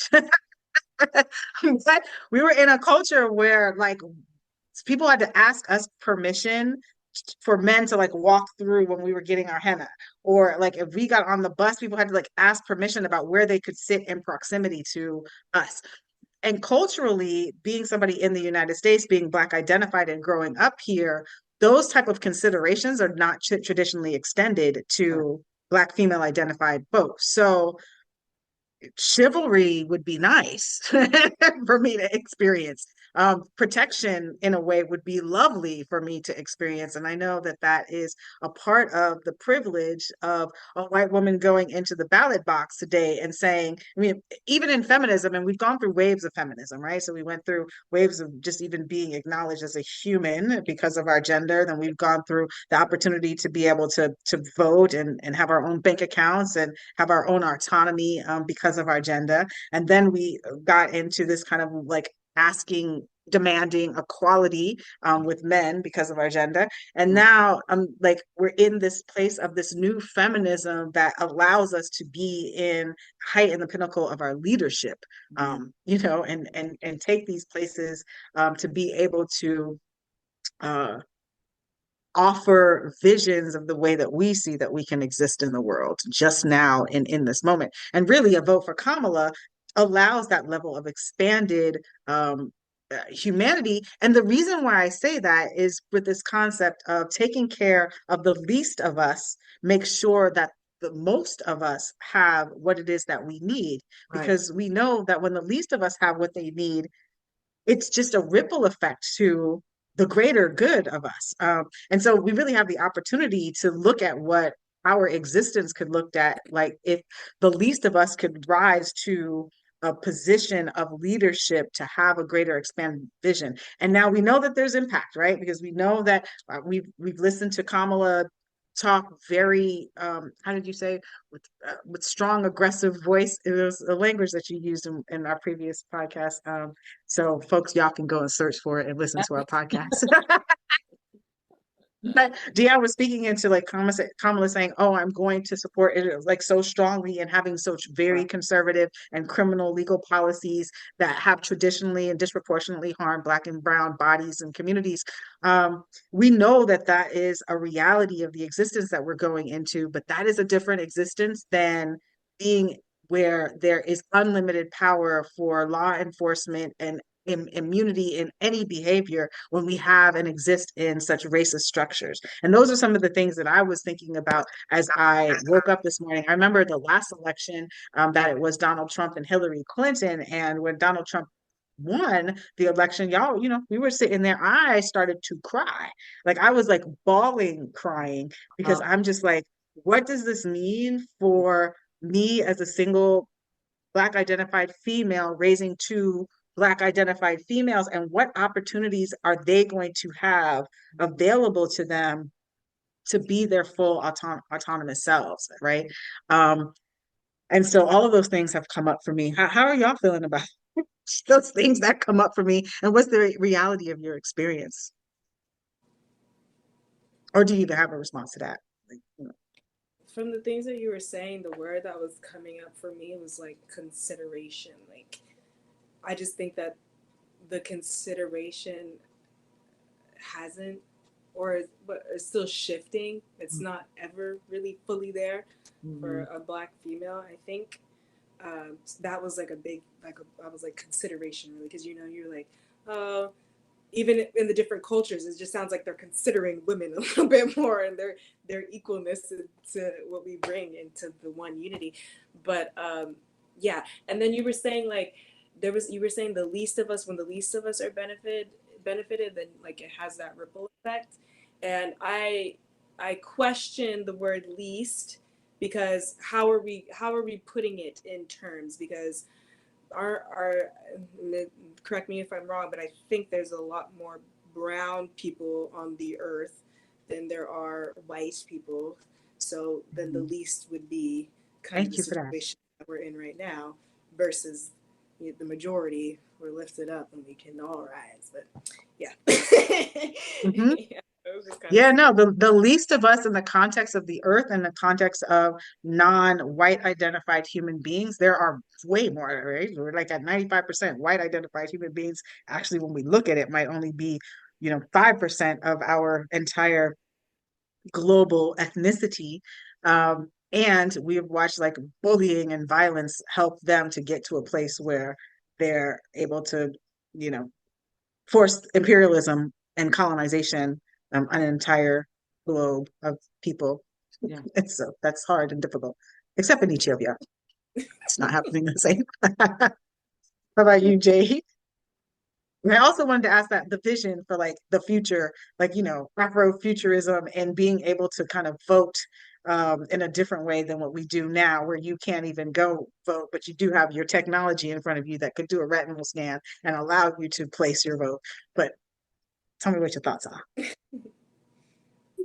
I feel like we were supposed to have flying cars at this point, and we're still voting on the ballot. Like, what happened? Like, what happened? Like, I feel like we missed something somewhere. I don't know. Even to be a little bit more up to date, just a computer option. Like you said, people have IP addresses. You can vote once. People do giveaways all the time, and it's like, once you put in your information, that's it. You can't enter again. So it's like, why can't, right, that same process be applied? It doesn't make sense. And in terms of accessibility, what if I didn't know any of this information, or couldn't get to my mailbox, or couldn't get to a polling location? What are the other options for that? Like, you just don't vote? Like, it does seem like a lack of accessibility. Yeah. You brought up some good points. Sorry, go ahead. No, go ahead, Dan. Go ahead. Well, I was just going to say that all of that is, I mean, I even on the broader scale, the concept of I get upset when I think about how we are one country and we're voting, especially in this cycle, we're voting at the federal level for many seats. There are also state and local, but the federal is happening in this cycle. And yet that division of, well, states, the states have, I mean, it's lunacy that each state has its own concept of what voting looks like when you're voting for something that affects the entire nation. All of that is intentional, right? Because and I take it all the way back to states' rights, Civil War, all the way back to why we still have these systems, the Electoral College. Um, all of that is connected to the intentionality behind refusing access to those who, if we really wanted everybody to have access and have their voice heard, we would have had that by decades ago, and so there's a reason why we don't have that, and we know what that reason is.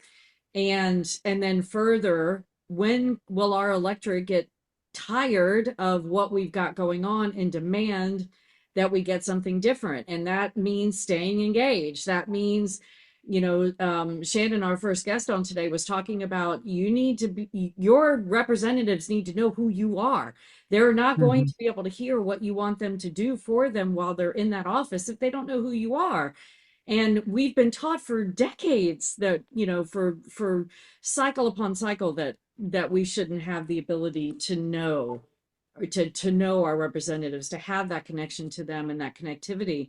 And there's a reason why our demands keep falling on deaf ears, because they've insulated themselves. We've allowed that insulation to happen over the course of decades of voting and not having access. And so, I wonder if Jade and Jazz, I wonder if the two of you feel we've asked some of our other guests this question, whether or not you feel any level of maybe excitement or encouragement toward the level of enthusiasm and activity around this particular voting cycle, or if you're kind of seeing it as just being the same old. I would love to know your experience with that as folks of a younger generation than your mama and I are. And also, as you're answering that, what are some of the priority areas that are like legislative issues that are coming up amongst your peer demographic? Yeah, like I definitely think it's like I'm trying to sit here and like thinking like what would be the thing that would grab like everybody's attention. It's like, I mean, they do celebrities like Beyonce. Yeah, I was gonna say she did bring Beyonce. She did get Beyonce. Beyonce did, but like still, like even for my immediate group of people who we love her, it's like I still have a friend who's not registered to vote, and it always starts with are you registered to vote? No, I don't know what happens. Some with the process. I tried this, and it's just like, oh my goodness gracious. So it's like, even if for the people who are on, it's like that process really is like killing it for a lot of it. But I'm like, what else? Like, what do people need to hear? Like, to get them to like vote? Like, what is it gonna be? Like, what is it gonna be? It doesn't matter. Like, I mean, I know like the amendment for like the marijuana vote was something that like grasped a lot of other people in. And then like the abortion ones like that, like, I think that those are the two like main ones like around my generation and stuff that like we would care about, that would make us like go and vote. But it's like still like I think for the people who aren't, it's like the impact, and I don't know how else to explain the impact, or for it to get across, to touch like each and every person. Like what do we need to, like the world will like burn down tomorrow like if you don't vote. Like what what is it that's gonna be the drive? And it is very hard because it's like I mean, I don't even know one solid thing today that can pull people together. It's a war, like destruction, like what religion, but then not even. So it's like what we don't really even have one thing that could pull us together, unless 2012, unless the world is coming apart, the aliens coming, like something like that is gonna have us band all together. But yeah, we were watching a live stream genocide on for a year, and that isn't Nobody is doing it.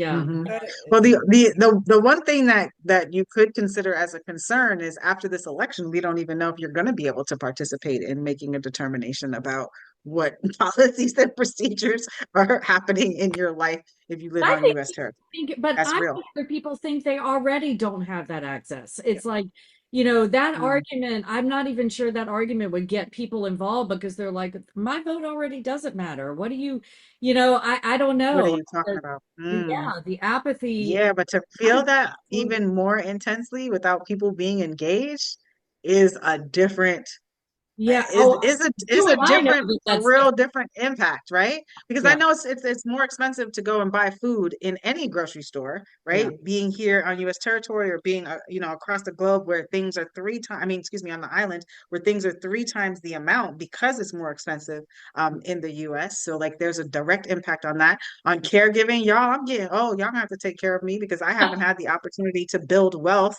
right? Right. To take care of myself into old age. So it's like y'all need to be thinking about what that legislation looks like for healthcare for me because it's going to come out your pocket unless you just let me die, or or no, housing and all of that kind of stuff. But that's real. Like though that infrastructure is completely breaking down, and then the value that people place on making decisions about that infrastructure, if they already have that infrastructure set up because they already have generational wealth, is a completely different conversation between that demographic of people and our reality or the masses reality, I should say. Um, so those are some of the primary issues: healthcare, your own personal reproductive rights, what education looks like, how much it costs, food on the table, child care or an ability to raise your child, the information that is going into your minds when you're sitting in schools, the access to resources to be able to develop your minds, to be able to give us different solutions and outcomes for the future. All of these things are critical components of exercising our right to vote, which is why it's been so critical for me, is that I don't ever want that right to be taken away because we yes, can look at what, but mom, Mhm. mom, Yeah, we, yes, we have but to, mommy. we have to hone in for a second because All right. we are four intelligent people on this call, so we understand that there's people who are too busy trying to figure out what they're going to do every day to even get that far to think about. They don't know what's going to happen next week, so it's like, yes, you're absolutely right, but we need to get people to even understand that that's going to be the impact. I do think that if something major was like Black people can't vote anymore, whoa, that would be something that would like make like a noise and stuff like that. Yes, but that's like, and even the wording of how things are put, like they're not making the correlation that this is what's going to happen, and this is this is this. It's like they're in that state, like Deanne Yeah, said, that's that fine. is like, we it doesn't matter now. So what difference is gonna make if Trump? We already did Trump for how many the years that we did. What difference does it make if he comes in again?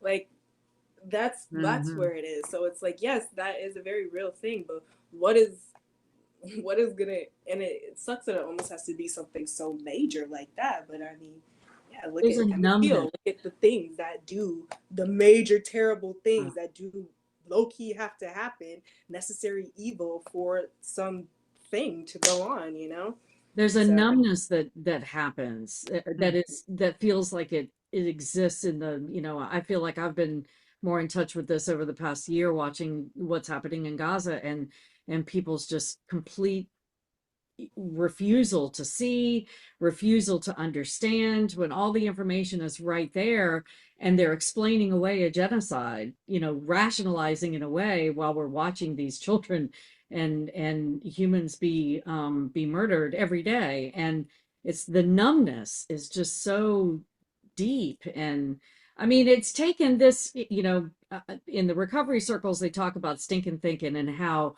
when you get into recovery that, and people are like, I want it to be different right now. And someone, an older, not older, but a more seasoned person that's been in recovery for longer might look at them and go, how long did it take you to get here? Like how many years Mm. did you behave in a bad way before you got to recovery? And they'll say, oh, 10 or 15 or 20 or whatever. And they say, that's how long it's going to take you to get out of it.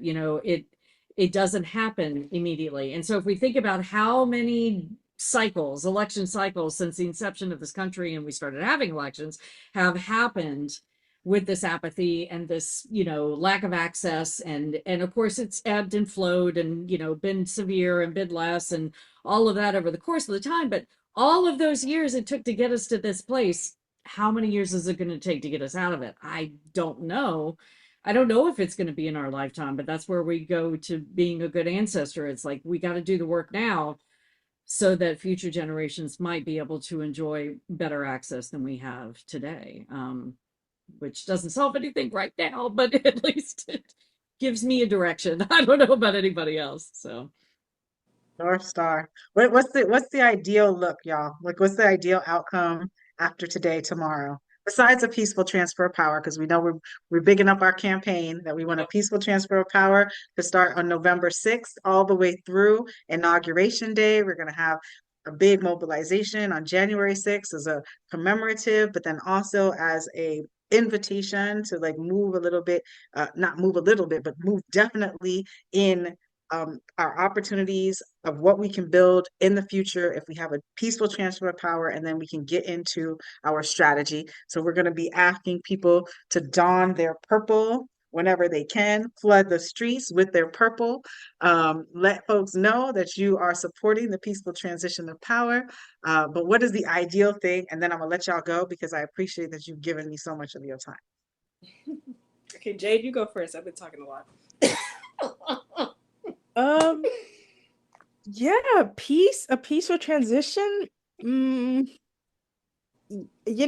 would like to have rights after today. That'd be nice. Just That's a goal. in terms of candidates, right? In terms of candidates, presidency, I would love to see Mamala run the country. Like, I feel like that would be so cutesy. And in terms of San Francisco specifically, I'm curious as to see who they elect as the next mayor because they have some interesting candidates too. So I feel like locally it's gonna really matter. Nationally, whatever the USA, it's gonna matter across the nation. Yeah, once again, I'm on a PWI, so it's like I'm really curious as to see if there is going to be a shift because you can't really express those kinds of things. So, like, maybe that's how they're trying to control it, but I don't know. I don't know. I'm just hoping for the best, really. Thank you. Yeah.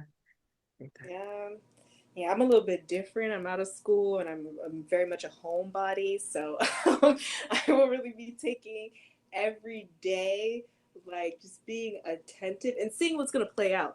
Because I feel like, I don't know what I would personally do right now because I stay in the house a lot. But I would just have to watch and see how things are gonna unfold. As things are unfolding, I think it's just like, okay, making a game plan and figuring out what is next, if we need to move around, if more noise needs to be made, just kind of taking it one day at a time and seeing how things unfold. Okay. Well, my ideal is in agreement, yes, that we have rights after this election, that we have an opportunity to like guide what our future is, and then we definitely have an opportunity to, block, broaden, and build and move our nation into a nation that can actually model the way that we would love to see democracy exist, because we haven't actually achieved that, but to get to that place a little bit closer. Thanks, y'all. My goal, all the things that all three of you have said, and an immediate arms embargo, no more arms and money to Israel, a dismantling of the apartheid state, and a support of Say that. Getting rid of genocide in Sudan and Congo and Palestine and Tigray and Haiti and all of the places that we look toward a global peace of liberation. That is and that has multiple levels, I know, but that's the space I'm holding. So yeah, We appreciate you and we care. I would like Peaceful to add one transition more out. thing. Okay. Oh, please. So I feel like it's because it's such a time of change, whether or not this will be our first woman in office or not, or Trump part two. It's going to be a change, and I think it's going to be a change that does wake people up. Like, from now there is this diffusion of responsibility, but from now on they're going to be like, okay, because there is going to be such a huge shift. So I feel like people might start waking up. So That we love when people get woken up. yeah, Be wake woken up, up. babe. People, you can do it. And not only that, but also making sure that you give a F. Yes, So, yes. Thank thank you you for both coming for on. being on here with us. We just said we Yeah. mentioned earlier we just celebrated 500 downloads of our podcast. Oh, woo! So we're very excited about that, and I'm so glad you're on here with us today. So Thank you. yeah, Proud mama, y'all. Always doing the thing for me. I appreciate you. good Love stuff. you guys. All right, get to your day. Get to work. Get to handling your business. All right. Bye. Talk to you soon. Bye. All right. Oh my goodness. Well, It's friends, good to see the young people engaged, and thinking about this and hearing some of the realities of like what's important to them and how they are um, participating in this process or not. And then so yeah, I love hearing those conversations. I think that I'm really excited and thankful for our guests having come on and thank you. share their experiences. We had like a wonderful a showing of who is listening and who is in our immediate circles participating in this process and going through. We missed one of our guests. We don't have to say that, but I was hoping to hear about what's going on in California, being on the complete west side of what's happening. And maybe there'll be another time when we could talk about what's going on in California and, you know, how that state also leads in the ways that it does as far as like progressive politics. So Yeah, this has been great. All of these conversations have been wonderful, and I'm always happy to be in communication with you and dialogue with you. But you know, I want to say to anybody listening, anyone that may be watching this after we're done today, you know, we really want to hear from everybody about what you give a fuck about, right? Because it's not just about us. And this is our first live, and hopefully won't be the last. And so, so yeah, we're just I'm just so grateful for you, and hope that your election day continues in the way that you would like it to. And we'll see what happens. we'll definitely see what happens at the end of tonight. And also inviting everyone to join us on our Peaceful Transition of Power PT25 campaign. Let's make it happen. Let's keep it purple. Instead of red, blue, green, and yellow, let's make it purple for this time being. Be royal in our ways, but then also be calling in peace as much as we can across the globe, but modeling it from the United States. Hashtag stay engaged. Stay engaged. PT25, Peaceful Transfer. See you next time. Bless y'all. Yep. Everybody be blessed. All right. Why do I give a fuck? Thanks for joining us. Until next time, as you move throughout your day, continue to ask yourself, Why do I give a Why Do I Give a Fuck is produced in collaboration with Johanna and Deanne. Music by Norwegian musician Water. See you next time.